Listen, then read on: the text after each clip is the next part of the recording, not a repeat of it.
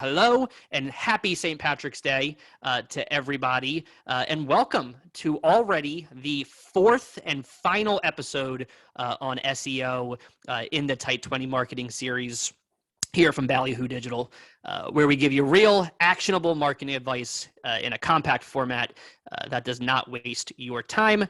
Today, I will be your moderator. My name is Brian Petrovich. In today's episode of the Tight 20 marketing series, we discuss how local SEO is a different animal. Today, we'll talk about the SEO strategies and tactics for local businesses that serve a limited geography and how to maximize organic search exposure for local businesses. We will also have a brief Q&A at the end, so please submit any questions via chat, and we will do our best to answer them as clearly as possible. Now, without further ado, I would like to introduce the founder and owner of Ballyhoo Digital, Scott Hicks. Hey, Brian, thank you so much. And good afternoon, everyone. Unless you're coming from maybe the West Coast, still morning for you guys. Happy St. Patrick's Day. Brian, of course, we can't see you, so I'm just going to guess that you're wearing green. I opted out because I have a green screen behind me, and I figured I would rather be seen than just be a floating head. You can actually see the rest of my body. So, Scott, I don't know if I told you this, Scott, I am almost 100% Irish. So I look forward to St. Patrick's Day every single year. So I am as green as possible today. Good. Terrific. Well, glad to hear it. So one of the things, if you're new to the Tight 20, one of the things we try to do is eliminate a lot of the fluff that you get with other webinars. So we're going to just jump right into this. This has proven already to be one of our more popular webinars by interest level, SEO for the local business. So let's get started with this. I'm going to share our slide deck here, and hopefully you guys can see that. Got a little thumbs up from you, Brian? We are good to go, Scott. Okay, great. So the last in our series of SEO, and so answering the first question, what is local SEO? And I think we kind of answered that a little bit. Just in case you're unaware, though, this is how we kind of define it within Ballyhoo Digital. It's optimization, search optimization for businesses that serve customers in a somewhat narrowly limited geographic area. And we put somewhat in there because you can define narrowly or limited in any number of ways. Ballyhoo Digital has a limited geographic area that we serve. We're limited to the United States of America, but still it's somewhat limited. So we try to get something that's a little smaller for that. Generally speaking, we're talking about businesses that serve a fairly small radius around their particular actual geographic location where their offices are, or where the location is, if it's a restaurant or something like that, a store. So that's our basic definition there. So how is local SEO the same as regular SEO? Well, we had three previous episodes about SEO in general. And there's a lot of overlap, obviously, in doing this for larger businesses and smaller businesses. Smaller local businesses, that is. So you need a fast, technically sound, and user-friendly website. That's, nothing changes there. You just want to have the best experience for your site visitors, regardless of whether you're local or national or international. You want to have good content, which means valuable content that your website visitors will get something out of, that they'll find useful, generally speaking. Again, we talk about a lot of these in our last 3 episodes, which are available on our YouTube channel. So if you missed them, you can always go back and check them out. Backlinks are another important thing that again, it's essentially not any different than regular SEO. You do need backlinks to establish authority with search engines and Google in particular. So keep that in mind. Now, the real question, how's local SEO different than normal regular SEO? There are offsite ranking factors that are maybe more important sometimes than the on-site factors. If you have a website, again, if your business does, if you do business nationally, there's not a lot of ton of offsite factors. It's really going to be dependent on what you have on your website as well as your backlinks. But there are a lot of offsite ranking factors, which we'll get into momentarily, that are different for local SEO. There are different types of searches that people do. And so you have to take that into account in how you develop things on your site. People search differently if they want something that's near them. Frequently, it's just, what is this near me? Restaurants near me, plumbers near me, or they'll add a geographic modifier, plumbers in Dayton, Ohio, for example. So we have to kind of think about those sorts of things when we're developing the site and when we're looking at what those site visitors are going to do when they get to a website. That is, if they get to a website. We'll come back to that momentarily. It's different. Local SEO is different because the content and backlink strategies, while you do have to do both of those,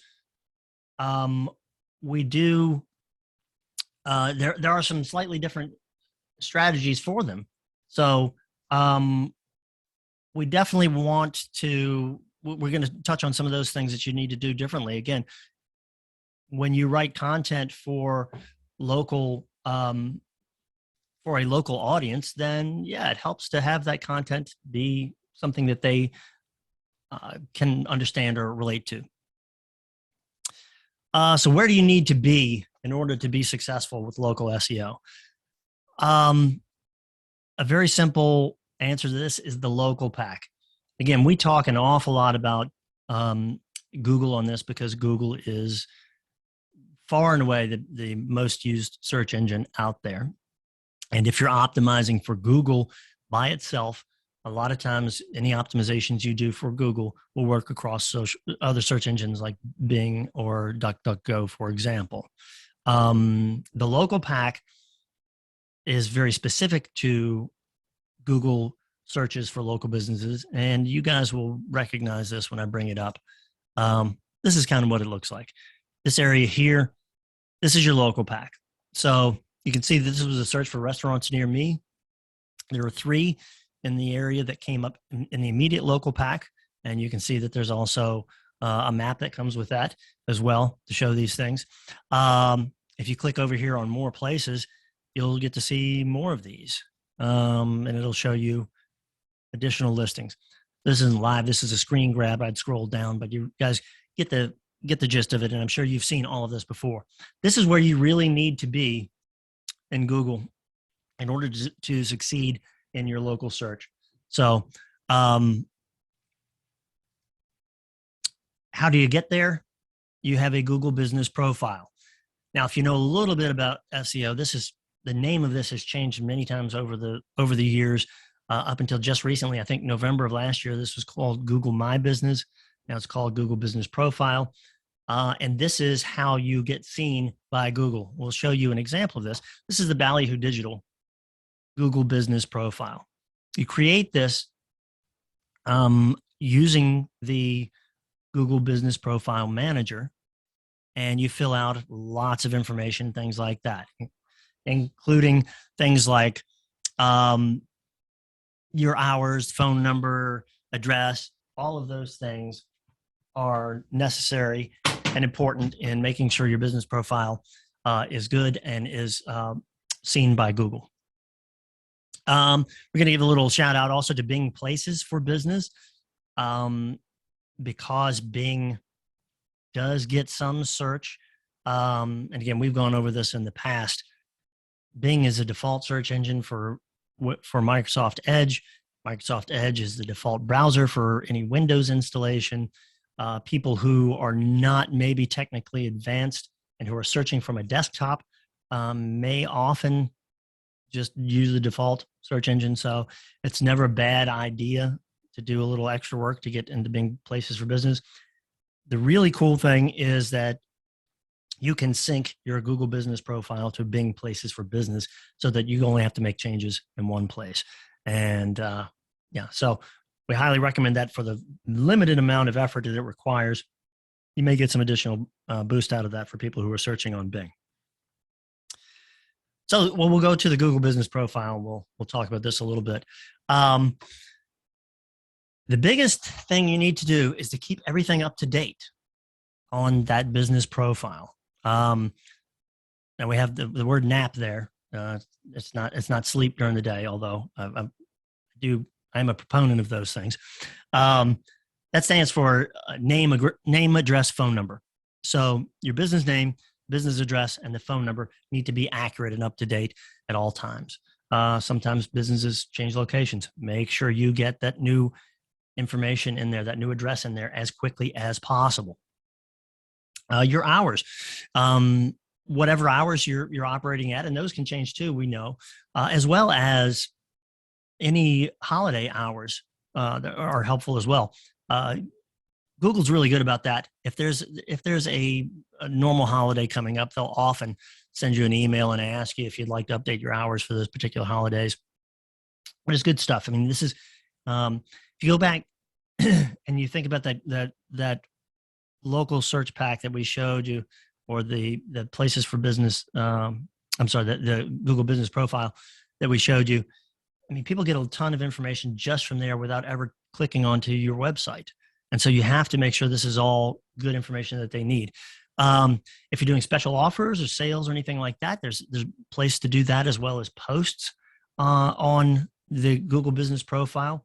So we recommend taking advantage of every feature and every bit of information you can put into your business profile. Please do so, and update it regularly if you can. Photos, things like that. You can do all sorts of stuff with that. So one of the biggest offsite factors for local SEO in particular is reviews. And I'm sort of borrowing something from the great movie Glenn Ross. Instead of always be closing, we're going to call this always be soliciting. You want reviews for your business. They help. They are a ranking factor for Google. Google uses those and looks at them to determine, in part, how well you show up in local search. So always be soliciting. That's all you need to be asking for, reviews from your clients and your customers. Google reviews, of course, is going to be one of the biggest ones. You want reviews from the Google platform. I think I have some. Yeah. So what you're seeing here, we'll go back to this image. You can see over here on the left-hand side, Treats and Treasures says a 4.6 average review, 157 reviews. I'm going to skip down to Rico's. You can see they got a 4.5 at 426 Google reviews. And interestingly, we have Hellenic Cuisine Greek Cafe has a 5-star rating, but only 13 reviews. So really, I think the reason I'm pointing this out is to say that it's not entirely just the number of reviews that you get, nor is it just the average review rating that gets you there. There's a big difference. If they were just going by reviews, you could see that Rico's would probably be up at the top. Geographically, these two places are basically the same, Hellenic Cuisine and Rico's Mexican Grill. So they're the same distance from me where I am. But one of them shows up above the other. Now, there are it's a number of different factors, but keep in mind that Google reviews are always a good thing to have, and you can never have too many Google reviews. I also recommend social media reviews, Facebook, things like that, and I'll show you why. Let's if you had clicked on that Rico's Mexican Grill, and you scroll down to their thing, you can see that they actually show other reviews. Well, let me go back here. They show other reviews here from Facebook and other things, menu picks. I guess this is a menu site, what have you. So social media and third-party reviews can be taken into account and are useful. Again, if you have sort of limited resources to do this, focus on the Google reviews first and foremost, and then try to go back and solicit reviews from other sources as well. To solicit those, you use text and or email campaigns. These are they're great. If you can send someone a follow-up, one of your clients or customers, a follow-up to service that you provided or a product that they purchased, and ask them to do a review, you'd be surprised at how many will be glad to actually give you that review. Some people do like text, and you can send a link to the review to Google reviews through text, or you can send it through email. Either or both, I think are great, and that's how you build those things. One thing to keep in mind: respond to all reviews. So yeah, this takes a little bit of work, but it is potentially a ranking factor to have responses to your reviews. It is certainly a factor for how people decide to do business with companies. People do actually look at those reviews, and when they see that the company is engaged in those reviews, that's really helpful. And even if you get bad reviews, especially if you get a bad review, you definitely want to respond. Those things actually probably have more weight than responses to positive reviews. It's easy to say thank you for the great review.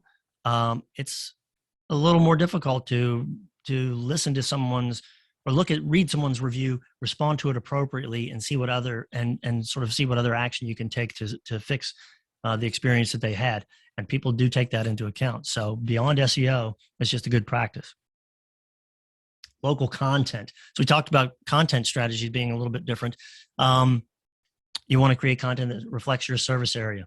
So if you have a particular service that is unique to your geography, you absolutely want to have blogs or individual content pages about that on your site.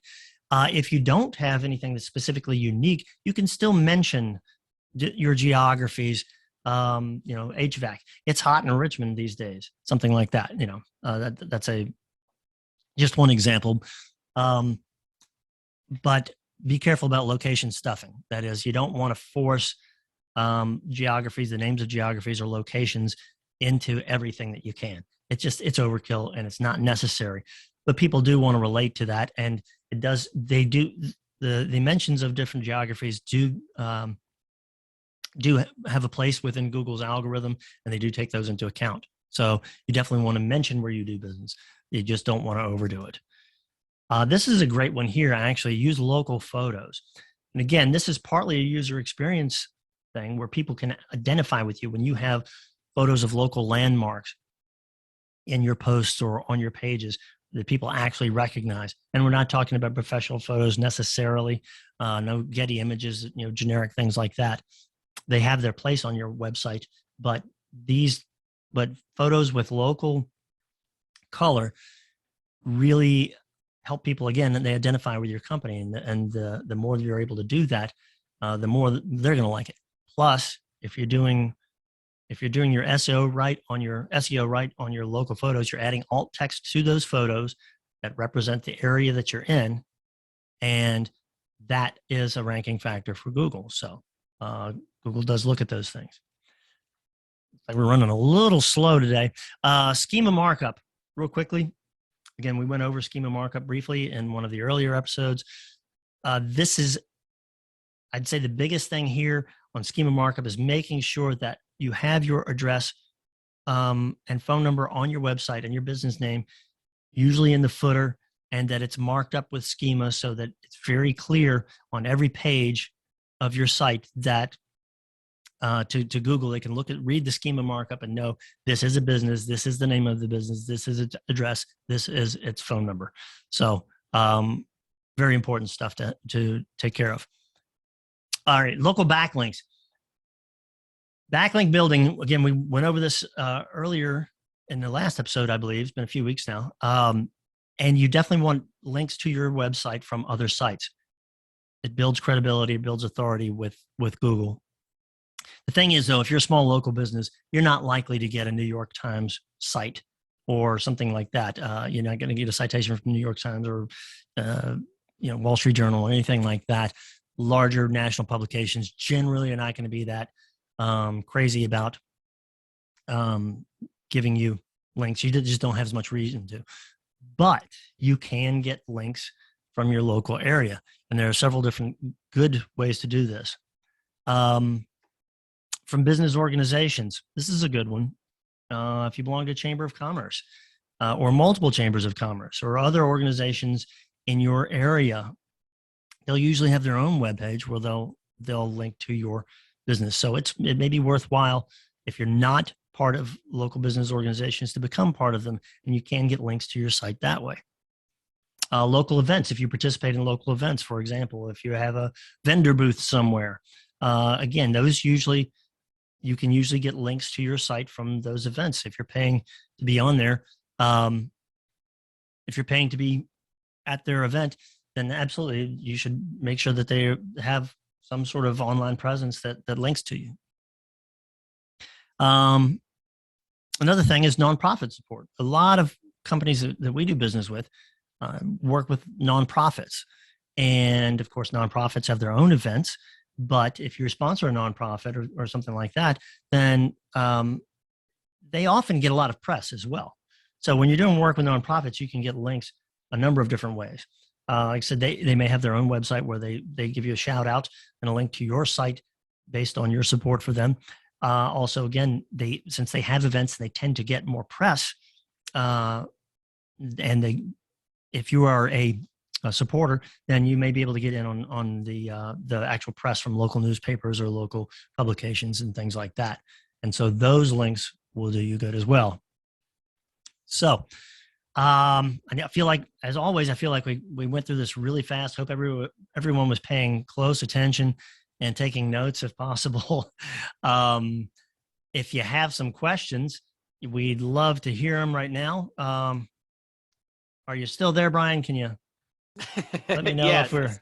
Scott, I am still here. That was fantastic, as always. Thank you. I can't believe we're already at the final segment of SEO. It's gone by, even though we took a little hiatus, it still has gone by so quickly. But we do have a couple questions, and like Scott had mentioned earlier, guys, feel free. There is a chat spot. Feel free to input your questions, and we will make sure that those get answered before the end of today's webinar. Scott, first question though, what radius does Google consider local? Yeah, that's a great question. They don't have a specific radius. They don't define it in that way. Again, if you're a local business serving a local area, one of the biggest factors to showing up in the local search pack there is the proximity to the searcher. Okay. So if I'm searching restaurants near me, it's going to show the ones that are closest to me. I don't get one that's 30 miles away, generally speaking. Now, that does change based on the type of business you're in, and more specifically, the amount of competition you have. So if you have a 20-mile radius or a 40-mile radius or even larger sometimes, and there are only three different companies, for example, that do what you do in that radius, you're probably going to show up for a lot more searches from further away. But it's there's not a specific radius that Google considers local. It really just has a lot to do with how many of those types of businesses or businesses that fall into that category are nearby you. Fantastic.